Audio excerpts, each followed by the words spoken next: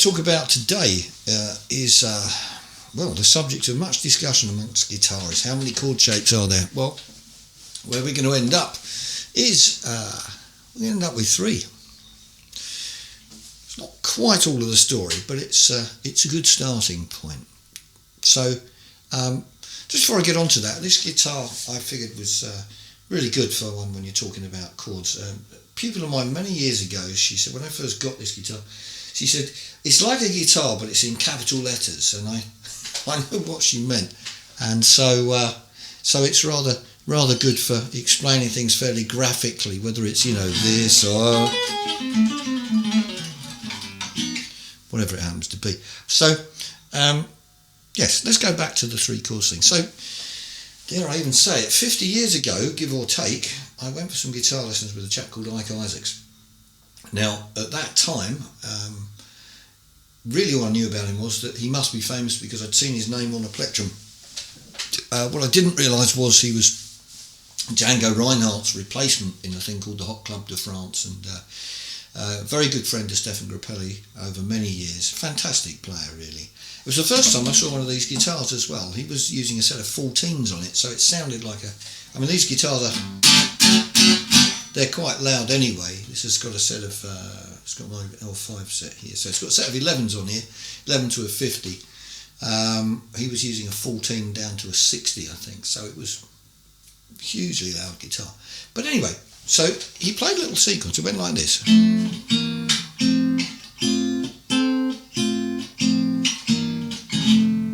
And so he said to me, how many chords have I played? And I thought, 1, 2, 3, 4, 5, 6, 7, 8, 9. I thought, 9? He said, no, I've played 2. I said, oh, okay. He said, yeah. He said, this is F. He said, this is F. This is F. This is F. This is still F. And this is C7.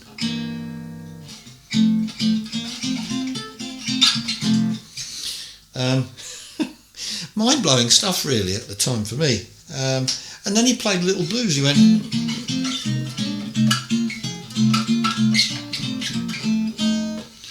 And he played a line which fitted every chord. It was something like...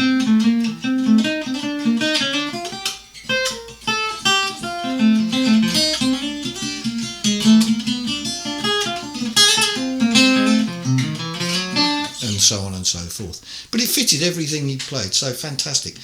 Anyway, this set me off on a course of trying to find out how many chords there must be. And so I did a diagram of the whole fretboard. I happened to know that an E chord was made up of 3 notes in varying quantities, an E, a G sharp and a B, and more about chord construction in another video. So, rather disturbingly, I found there were 50 plus ways I could play a chord of E just using 3 strings without missing a string. So there's considerably more than 50 ways of playing a 3-string version of E if you start skipping strings. But I'm just going to give you a little example of that. So this would be 1, 2, 3, 4, 5, 6, 7. I'm beginning to think there's more than 50 now. 8, 9. Okay.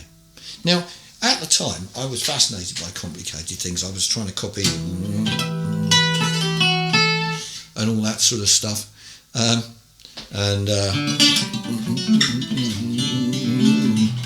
Loved all that. As long as it was complicated, I was into it. I've kind of grown out of that a little bit, I'd like to think. But at the time, I thought, this is great. Look at all these diagrams. And I realised I was going to be about 150 years old by the time I'd actually learned how to use all this stuff, which was a bit of a snag, I suppose you could say. And then something hit me off the page, and it was something completely, not life-changing, but life-changing as a player, if that makes any sense. Okay, it didn't affect whether I like beans on toast or whatever, but it changed my playing forever, and I hope for the good. I could see some patterns emerging. I could see this. could see this, and I could see this. Now I'm splodging those two strings there because my fingers are a bit fat really.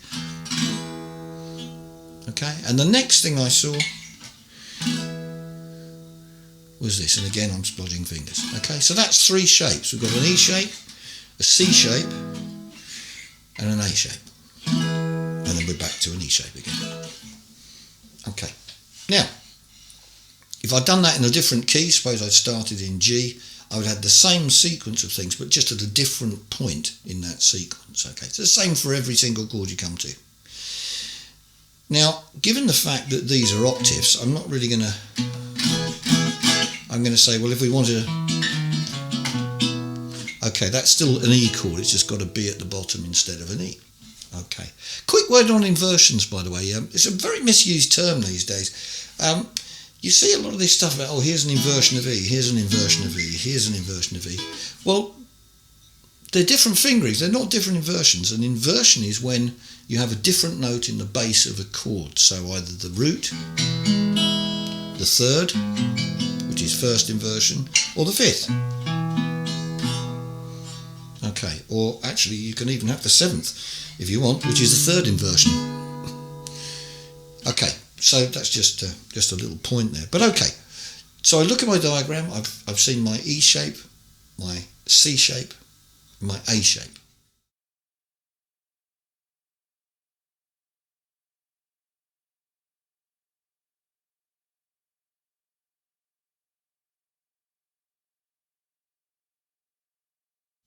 That leaves one note on the whole fretboard which isn't in those three shapes. Now before we go any further, people can go off down this sort of what they call a caged system, which seems to me completely daft. I'm sure some people are very happy with it, but it's actually increasing your workload by 66%. I mean, imagine trying to walk around in a pair of shoes that was 66% too big for you. It'd be crazy. So D. Okay, that's a C shape. Okay. Oh, this is a G shape.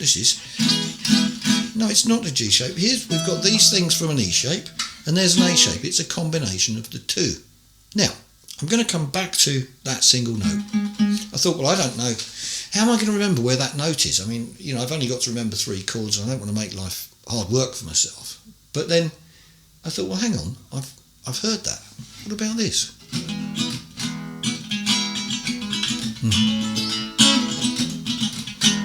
Thought, okay, well now I know where that note is. And then I thought, oh, well, that sounds a bit like...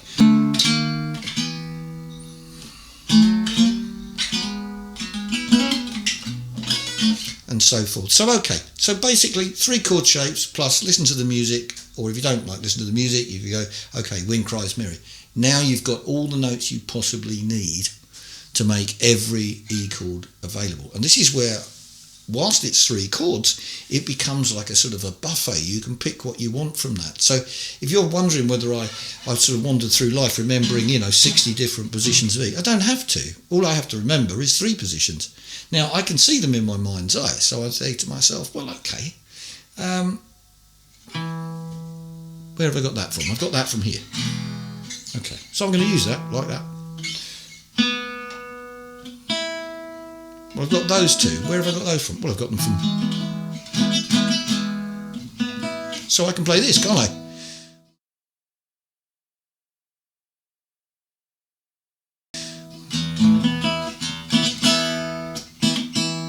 Okay, and this will move around just the same as any other chord. So this is E, this is G, this is A, this is B, C, D, and so forth. Okay, I could play, what about this?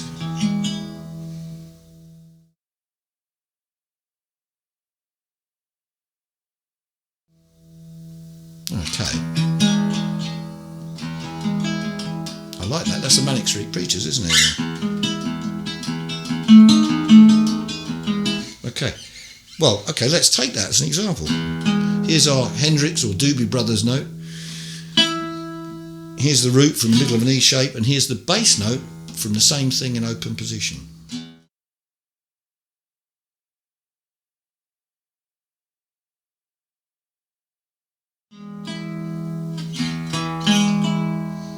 Okay, so here we've got the bass note from open position. We've got the two lowest notes in our C shape. And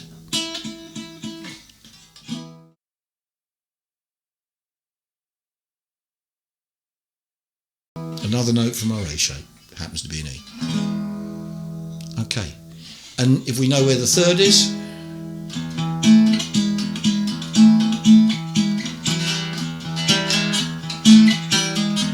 we can do all sorts of things with it, can't we? Yeah, okay, so that's interesting. So if we're in a position where we're playing, let's say we're playing we don't have to play those big chords if we don't want to. Using the sort of thinking I've just talked about, we can play something a lot more subtle.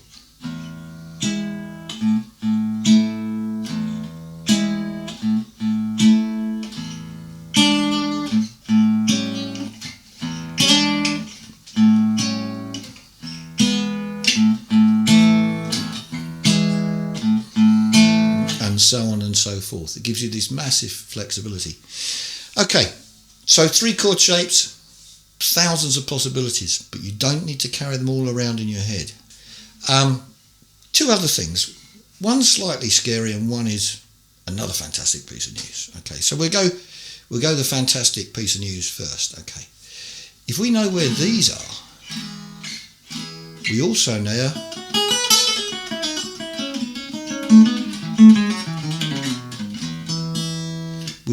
where all the scale notes are going to be sitting to play over those particular chords. Okay, so that's really good. More about that as we go along. Now the scary bit. Okay, the scary bit is that every single thing you ever play, every chord you ever play, every line you ever make up, every solo you ever play relies on that stuff, whether you know it's there or not. So I'd say it's better to know it's there, wouldn't you? Anyway, that's my view of it. I'm sure a lot of other people have different views, but my